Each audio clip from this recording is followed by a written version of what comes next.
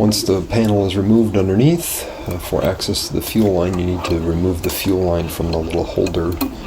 My method of doing it was to break it. So I broke the bracket, which just has a little clip or two on it. That clip that I'm pointing to right there allows you to remove the fuel line. So that's a retainer, a little plastic retainer. I'll save that for later. You'll put it back. And then what you need to do then is remove the line. I tried to give myself a little bit more access, and I think I can get myself a little more access by pulling. The bend calibration comes with a fuel line removal kit or tool. It's not a kit, it's a tool. It looks like a little table. So you hold it between the metal there and the plastic retaining clip. And as you push that together, that squeezes that plastic piece from the left side to the upper right there. And then you can remove the fuel line. I had to tug a little bit. I used a rag so the gas didn't get all over. When I ended up finally getting this apart, I think the rag caught the little table removal tool and ended up breaking it. But I got the line out, so mission accomplished. So next step after that, the gas leaks, and then it leaks some more, and then it continues to leak. I think it's basically siphoning at this point. So when you have leaky gas, what do? You try to stop it. Take a rubber glove, grab a zip tie, and it still leaks. And it's still leaking. So then you just tighten the zip tie so it doesn't leak, but it still leaks.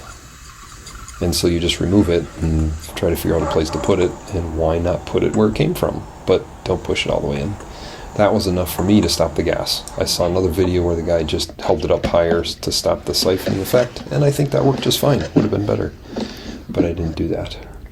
So this is the filter only kit. It does not come with the ultimate. It isn't the ultimate kit, so it doesn't come with the ethanol content analyzer. That bag is the parts, including that table tool I just showed you, and then a couple of hoses. And so we will slide the bag out of the way, move the hoses out of the way, and then take a look at the filter itself. So you can see there's 4 screws on the back side, 4 screws on the top that hold the filter to the bracket. I don't really remember why I took this off. I think it was because the bowl on the bottom seemed stuck and tight. And so I was thinking I needed more leverage to get at it, and it was kind of tight. So once I got it off, 8 screws removed, then I was able to get a better handle on the bowl and take it off. So those are the 2 screw holes for mounting. Those are the 2 screws or bolts, depending on your preference. And then I could get the bowl off. There's a little button there you press to let it spin past. There's the filter. Put everything back together. Great and fantastic. So now you've got to put all the screws back. Not necessary. Again, I wouldn't do that unless you too are having trouble removing the bowl. Then maybe it gives you a little bit better access. But I didn't put it on so tight I couldn't get it off later, as you'll see. So again, everything comes off, and you need to take the bowl off in order to get those bolts in. So nice job, Vanna. Thank you. Put the filter back on. Put the bowl back on. And now it's basically ready for installation. I did put the hoses on, and then came out here. No, I didn't put the hose on. Mounted it here. It says don't over tighten, and I believe that those are 3D printed parts that probably could take an extreme amount of tightening. So it's a fairly tight fit anyway, so you don't really need to crank it down. Put the hose on relatively loosely, make note of the flow, so it'll come out of the blue line there that you see and into this hose that I'm putting up now. Those 2 will get connected. I connect them off camera, didn't realize the camera wasn't there. Pretty straightforward though. So then it goes through the bowl, through the filter itself, and then it does the U-turn towards the back of the car, or out to the back of the car, and then does a U-turn back towards the front of the car, which is the hose that's just loose-ended there at the top of the screen. So once that is visible, I do show that here in just a second.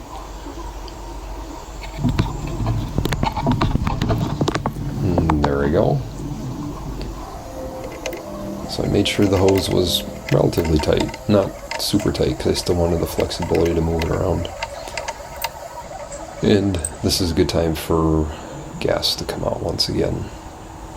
So take the same method I did last time and just put it into the old or the new place where it's going to go loosely for later on. Just like that. Don't push too hard. If it clicks, you're in trouble and you got to remove it.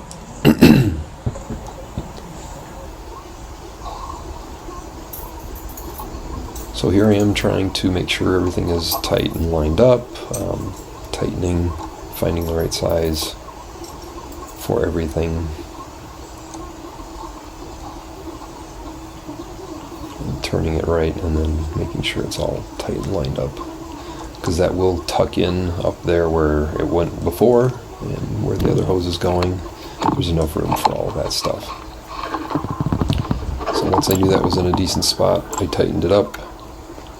And then the other line as well is in a good spot, so I tighten that up a little bit more.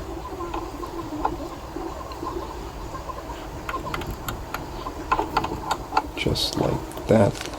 Alright, so this is the key. Now this is the adapter for a fuel pressure sender. I hooked up a fuel pressure gauge. I bought 2 of them. This is the right one. The one on the table is the wrong one. Has the same style connector, 2 little O-rings, fantastic. Again, left side wrong, right side correct. So, had to take the sender out of the left side one. The one on the left is 3/8. This one is 5/16. So, put the sender in, tighten it up. And then as I started tightening, I was looking at where the wire connector was going to go, trying to think about where I would want it to line up, and so I clocked it another 90 degrees there. 90 degrees there, because that's where I wanted the wires to be disconnecting from, and all set.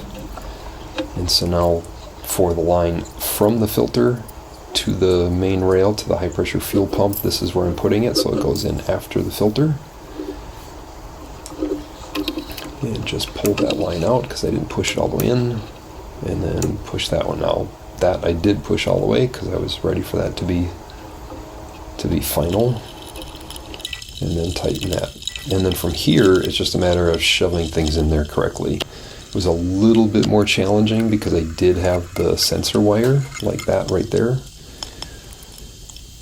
And so just made sure everything was good. That did add like 4 or so inches to the length of that line, but there's plenty of space on the inside of the engine bay for that extra line to go. There was no kinking or anything. So just made sure to put everything up there well. Everything was tight, but good.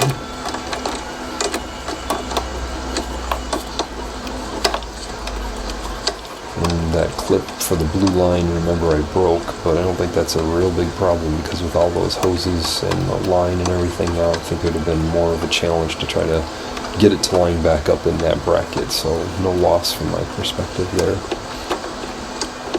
Everything's up, everything's good, there's not a whole ton of movement, but I did want to make sure things didn't bounce around and vibrate, so I ended up grabbing some zip ties. You can kind of see the wire there, so I ran my fuel pressure sender wire back to like the pad of the driver's side and then up into the cabin. There are the zip ties. Everything all felt good, and that's the end. Hope you enjoy the video.